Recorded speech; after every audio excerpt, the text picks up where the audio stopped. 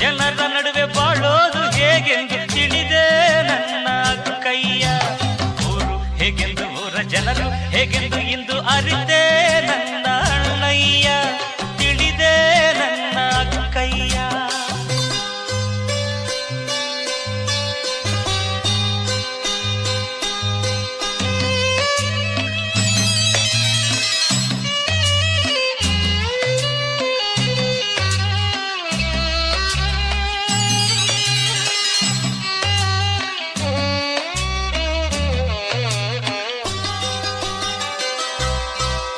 ಮಾವಿನ ಬಾಟೆಯಿಂದ ಮಾವಿನ ಮರ